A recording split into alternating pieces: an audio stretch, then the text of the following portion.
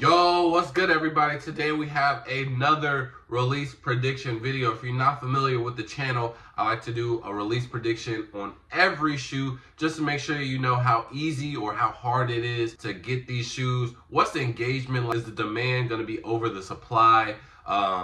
What's the aftermarket going to be looking like? So if you're trying to get these for personal, how hard do you really need to try? If you're trying to get these for resale, how many pairs do I need to be getting? Do I need to be getting any pairs at all? So I like to discuss all of that, and I provide all the details into why I think it's gonna pan out a certain way. So and I've been 100% accurate. I've covered January and February. I might look a little young, but I've been tapped into the sneakerverse for a minute now, so I'll give y'all some accurate game. So without further ado, man, today we are going to be talking about the women's Air Jordan 4 Retro Seafoam, which releases March 8th, 2025, retailing for $215. So already we got to break down the retail. We got to break down the date that is releasing. So March 8th.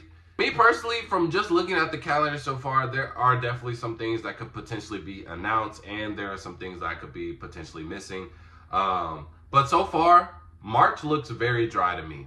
March definitely looks very dry to me, which respectfully so. I think they always do this right. They make January a little dry because everybody's broke from Christmas. They ante it up with February because you got All-Star, you got Valentine's, you got taxes. And March is like releases sprinkled here and there, and then I think they kick it back up in April, and then we just go crazy for the summer, right? So March is a little bit dry. So March 1st we have the Flu Game 12s, which I do think that a lot of people are going to go for, and I think a lot of people are going to go for those because they missed out on so much in February, so they're just like, I gotta get it. And it's, it hasn't came out since what, 2016? That's almost 10 years ago. I was in high school, so a lot of people who, were in high school that are adults now, have money now, they can buy their own Flu Game 12s. It is an iconic shoe, Michael Jordan, etc., etc. So shoe is definitely going to be on a lot of people's radars. And then the next up is the Seafoam 4s, and then next after that is the Cool Gray 9s. So this shoe, the Jordan 4s, it's in between essentially two iconic shoes. These are two OG colorways that it's in the middle of.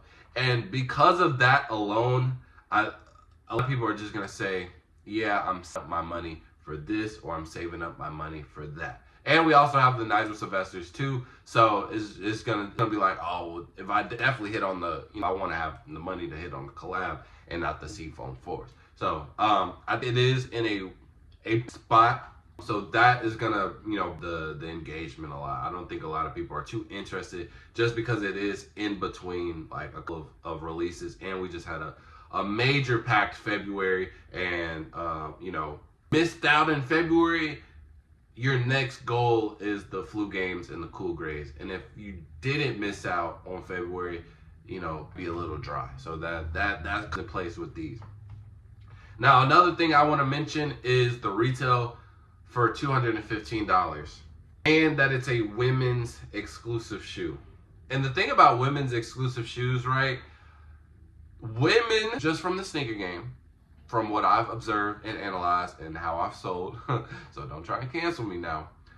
But for the most part, women's shoes only do good when they're trending. And I think we're past the point, like we're past the trend of doors, general, this kind of, let's say, streetwear look, because it's definitely still prominent. But if you've noticed, the fashion sense has kind of obviously, leaning toward a more fit era. So a lot of these women, even when you go to the gym, you'll see them in New Balances and Asics and even the Nikes, Von Maros, some P6000s, things like that. So, and some of those shoes, I don't say they get up to 200, but some of them low-key do. It's in that same range, but they're cheaper. So they would definitely rather do that, get it cheaper, get a stylish shoe that they can also go to the gym for versus a Jordan. You know what I mean? And with women, they're not frequently buying Jordans like that, right? So this increase in price for a women's shoe, and I've worked at Champs all the time, especially if they can't fit, especially if they're in grade school sizes, every woman, and I would hate it too, every woman hates to pay, because women's is essentially men's pricing. Essentially, it's like $5 cheaper, but it's like $50 expensive than grade school. So telling a woman, 7Y or smaller, that she has to pay basically an extra 50 because it's a women's instead of a grade school, they say they don't understand it, but they don't like it at all. And that's just working at retail. So I could tell you from that point, like, they will not purchase it at all. So that does make it harder. Also, this is a more feminine color, but I think this will be more attracted to women only. So I don't think there will be a lot of guys trying to fiend for that, even though these will not be going extend sizing. So the highest will be a 12 women's, which equates to a 10.5 men's. But, it can fit in that range, and the shoe is really good. A lot of men definitely go for it, but I don't think a lot of men will be going for it because, again, they have their two classics the week before and the week after and a collab going on. So I think they'll settle for this whatsoever. Oh, and another point that I was going to make with the women not buying Jordans frequently, this increase in retail price, that's also going to throw them off, regardless if it's women's or grade school. Because then, let's just say that they wear women's or they wear men's, right? And they're like, okay, yeah, like, to the price. But they're like, wait, $215, man. Last time I bought these, $180. That's all going to throw them off, too. And they would genuinely rather pay something cheaper. Especially for something where it's like, and not to mention, we literally already have an Air Jordan 4 Retro Seafoam. It's literally called this word for word. It's just different. It's like mainly leather with hints of like a green than this. So it's like, bro, low-key we've already seen this before. So I don't think it's going to be standing out too much like that, man. So this will definitely be a fairly easy release. Obviously, a 12 women's would probably be the hardest.